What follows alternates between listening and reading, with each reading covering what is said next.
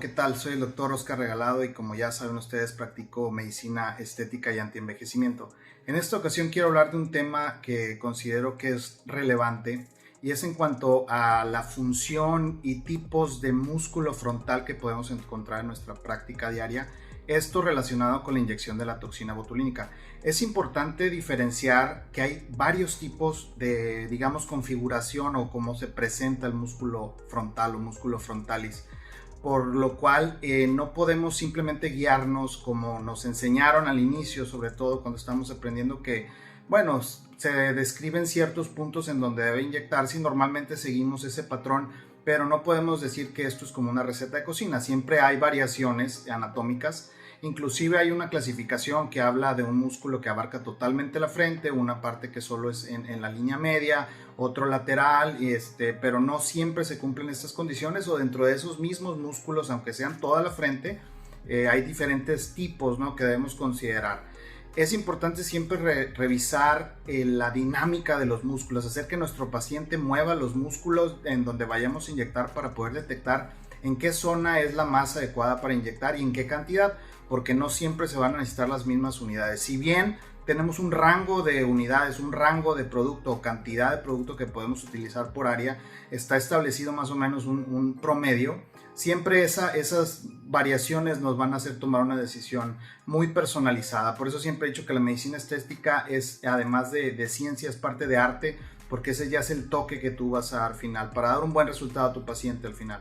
Es importante reconocer, por ejemplo, que les digo, existe un músculo frontal que abarca toda la frente. Cuando el paciente mueve el músculo podemos ver que las líneas se extienden por toda la frente de lado a lado. Inclusive hay quienes hasta en la zona temporal presentan ciertas rities o arrugas, que es importante considerarlo porque también en esas zonas es donde debemos inyectar para relajar el músculo frontal, porque en caso de no hacerlo es muy común que no toquemos esa zona, esa banda de músculo frontal, y si simplemente relajamos la zona central y no tocamos esa parte de contracción muscular, lo que va a terminar pasando es que la cola de la ceja se va a elevar demasiado, dando un efecto que se llama efecto de Mephisto o de Spock o de Jack Nicholson, como le quieren llamar, pero ese efecto de la ceja muy levantada en la cola de la ceja definitivamente no es estético y hay que evitarlo. ¿Cómo? Insisto, considerando esa contracción. Pero nos vamos a topar en la práctica diaria que hay músculos que abarcan toda la frente, hay músculos que solamente abarcan la parte central, hay músculos que solamente abarcan la parte lateral,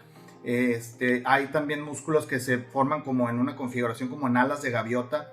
Por eso les digo que no simplemente puedo yo quedarme con la idea de que, bueno, tengo que inyectar en el centro, en mi frente es medial y luego lateral. No siempre es así. A veces inclusive en frentes que son muy amplias o la línea del cabello se ha recorrido un poco más, cuando el paciente mueve los músculos y vemos arrugas en esa zona, a veces tenemos que hacer hasta 2 líneas de inyección dependiendo de cada paciente para poder abarcar todo, porque si no, muchas veces relajamos toda esta zona y en la parte superior sigue habiendo ciertas líneas que no precisamente se ven agradables, ¿no?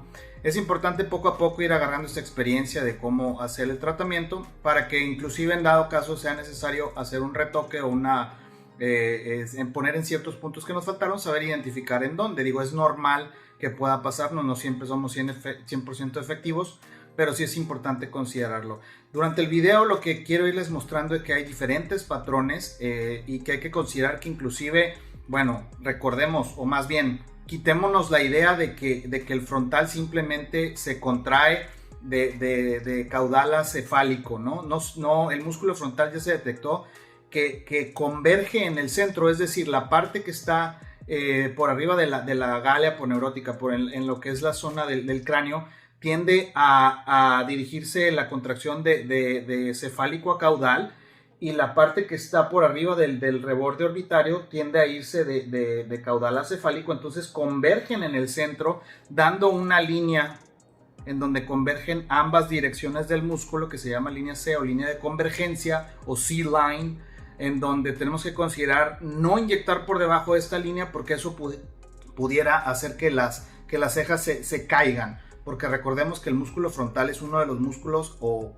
prácticamente el único músculo que levanta las cejas. Si nosotros no permitimos que existan estas fibras que van de caudal acefálico, que levanten las cejas y las inyectamos, lo que va a pasar es que el paciente no va a poder levantar las cejas normalmente y se van a caer, se van a ver caídas, y pues no queremos eso. Sobre todo en las mujeres, que la ceja debe ser una ceja arqueada para que sea algo más estético, y en los hombres pues sí puede ser más plana, pero también hay que considerar este punto.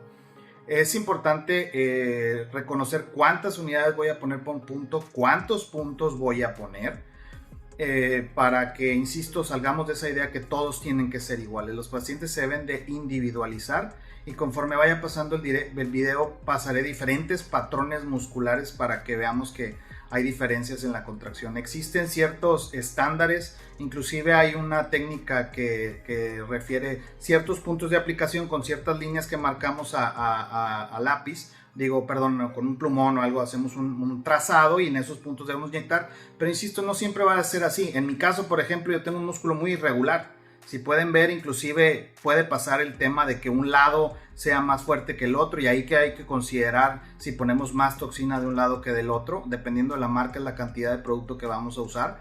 Entonces, en mi caso es un músculo bastante irregular, entonces hay que considerar eso. Insisto, hay personas que, por ejemplo, solamente contraen esta zona del músculo, no contraen nada en el centro, entonces no tienen ni siquiera caso utilizar toxina en el centro, o se usa muy poquita, 1 o 2 unidades nada más, y en los laterales podemos utilizar un poco más, que es donde hay mayor fuerza muscular. Insisto, no nos casemos con la idea de que todos los pacientes se deben de inyectar igual. Así podré en el futuro hablar también de la zona, lo que es la zona del entrecejo, las patas de gallo inclusive, para poder más o menos tener una idea de cómo hacer una práctica correcta y tener buenos resultados. Mi intención con estos videos no es que se tome como una guía práctica, no es que se tome como una guía de aplicación, es simplemente reconocer esas diferencias para que no cometamos esos pequeñitos detalles que pueden hacer que el resultado no sea satisfactorio.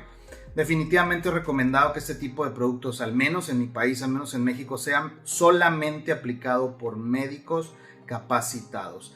Actualmente se da mucho que en cualquier lugar empiezan las aplicaciones, y es cuando cometen bastantes errores, que se caiga la ceja, que se levante de más y luego no saben cómo resolverlo.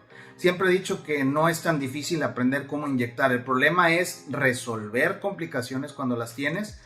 Para ello necesitamos un profundo conocimiento de la anatomía, para ello necesitamos práctica, para ello necesitamos utilizar los mejores productos, ningún producto que no sea avalado o aceptado por las diferentes instancias o autoridades de salud.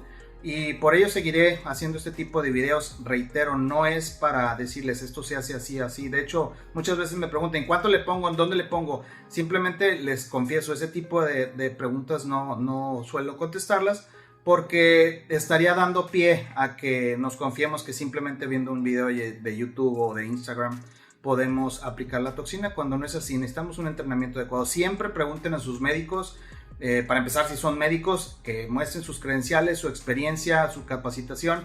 Puedes hacerlo, es tu derecho como paciente hacerlo, así que busca a cualquier persona capacitada. Hay diferentes colegios inclusive en el país. Por ejemplo, en Quintana Roo tenemos un colegio de medicina estética donde puedes asegurarte de que los médicos que te aplican son médicos capacitados y certificados. Soy el Dr. Oscar Regalado, espero que este video te sea útil. Por favor, cualquier comentario, cualquier pregunta, en los comentarios puedes poner lo que necesites saber, y con gusto trataré de responder a tus preguntas. Por favor, sígueme en YouTube como Dr. Oscar Regalado, en Instagram como dr.oscar.regalado. Así también me encuentras en Twitter, inclusive en TikTok, en Facebook.